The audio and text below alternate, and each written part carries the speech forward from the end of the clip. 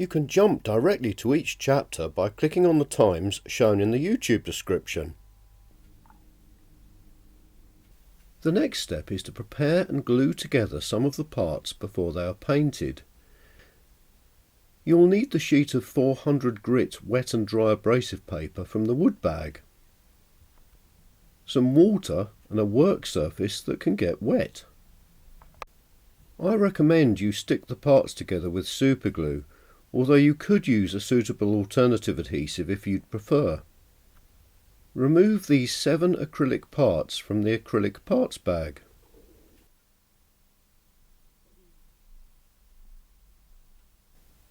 These 6 parts can be found in the bag of fixings, which you may have already emptied into a suitable container. Notice the acrylic part on the right has a slot at one end. The minute hand can either be found in the engravings bag or, if you have cleaned the engravings, wherever you put it after the last step.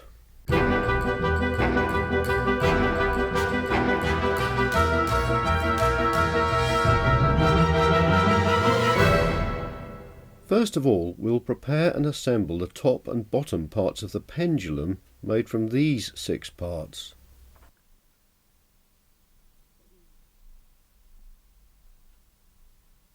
Use the wet and dry abrasive paper dipped in water to get rid of any blemishes on the plastic parts. As the abrasive is so fine, using it wet keeps it from clogging up. Clean up the part afterwards with a tissue or rag.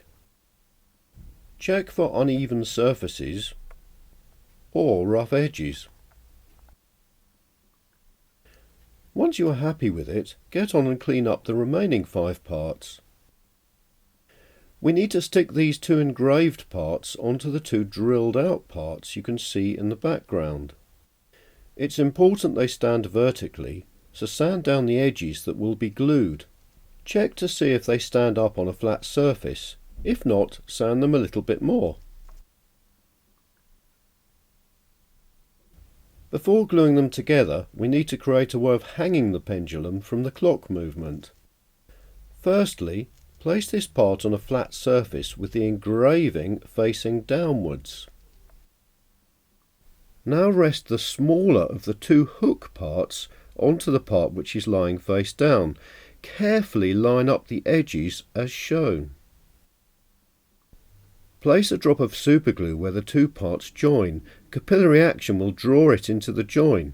If you are using a different adhesive, it may be necessary to coat the surfaces before placing them together. If using superglue, wait until the part has stuck and then add an additional drop on each side to ensure the parts are stuck securely. Wipe off any excess with a tissue. Repeat the process with the larger of the 2 hook parts, lining up the top edges to form a hook. Line up the parts as shown, with the glue hole and the pendulum hook facing the same way, towards the back of the pendulum. Try and line up the top part so it sits slightly towards the front of the pendulum. This will help it to hang vertically. When you are happy it's lined up properly, drip a little superglue into the middle of the joint on the side of the hook and hold it until it sets. Now run a little glue along the length of the joint to reinforce it without sticking it to your fingers. Gluing it in this way should avoid any glue appearing on the front of the pendulum. If it all goes horribly wrong, break the joint apart before it sets for too long and sand off any glue with the wet and dry abrasive paper, then have another go. Once you're happy with the top joint, do the same with the bottom joint, ensuring the engraved side and the hole-free drilled part are on the same side. Again, try and line up the engraved part so it is slightly nearer the front of the pendulum. Place a couple of drops of superglue either side of the hole and hold it in place until it has set. Now you can run a little superglue along the back of the joint without risking sticking your fingers to it. To complete this part of the pendulum, use the wet and dry abrasive paper to sand off any glue that has got onto the front. The back won't be seen, so don't worry about making it look perfect.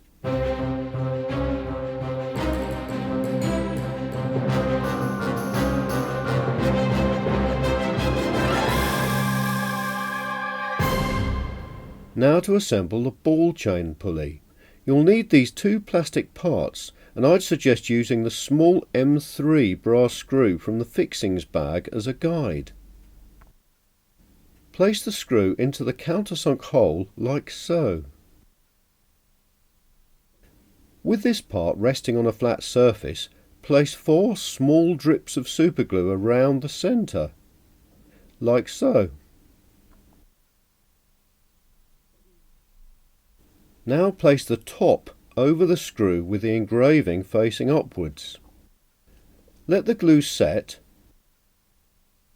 and then return the brass screw to its container. You should now have these 3 parts assembled and ready for painting.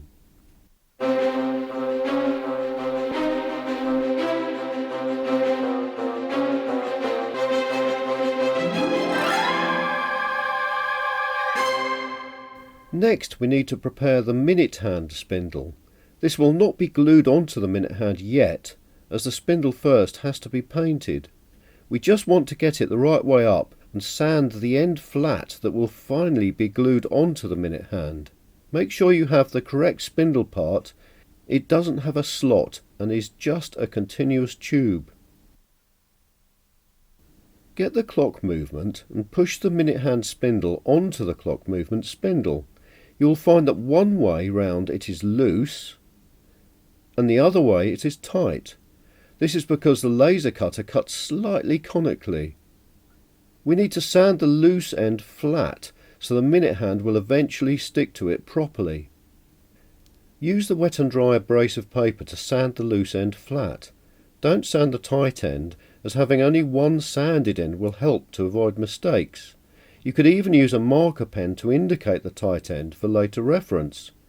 I speak from experience. I'd also leave the minute hand spindle on the clock movement as a reminder. The minute hand will finally have its black side facing outwards.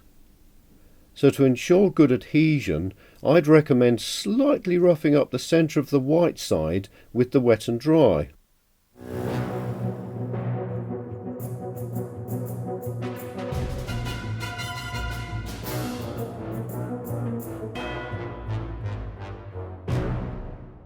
These consist of the transparent gear cutout, 2 black spacers and the ball chain fixing, which does have the slot cut out of it. Firstly, push the ball chain fixing into the hole in the gears as shown. Make sure the slot faces towards the larger gear perpendicular to the long straight edge, as the chain will finally hang perpendicular to this edge. Turn the cutout gear over and place a drop of superglue onto each of the 3 small holes. After a few seconds, remove any excess glue from the back with a tissue. To help align the 2 black spacers, I'd suggest using one of the long brass screws from the fixings bag. Place one of the black spacers onto the brass screw so it extends further than the end of the screw, and put a little superglue around its end. Then let the black spacer slide down the screw a little.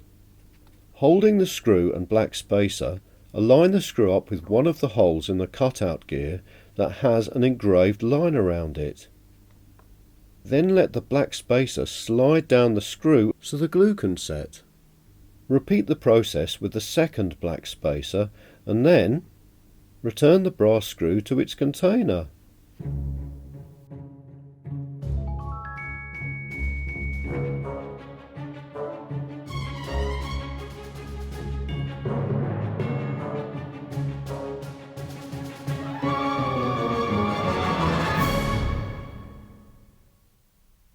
There are 3 small plastic spacers in your collection of parts. We need the one that has an engraved circle around it. it's 2 millimeters thick. It will fit over one of the long brass screws, which I suggest you use to line it up when gluing. Now remove the ball chain and curly pipe support from the bag of plastic parts. Again, on a waterproof surface, use the wet and dry abrasive paper to clean off and smooth it where necessary. Turn it over so the engraved side is resting on a flat surface. Now place about 4 small drips of superglue around the side hole as shown. Hold the spacer at the top of the long brass screw and place it in the hole. Then let the spacer slide down onto the glue. It should look like this.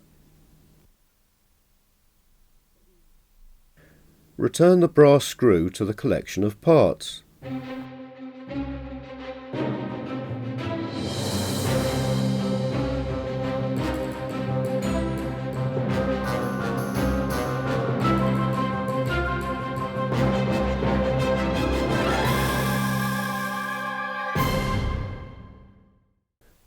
Now remove the escapement style gear from the bag of plastic parts. Slide it over the top of the pendulum arm on the clock movement. It doesn't matter which way round this is fitted. Ensure it is centred on the pendulum so the pendulum is still free to move. Place a small drop of superglue over each of the 4 small holes from the back.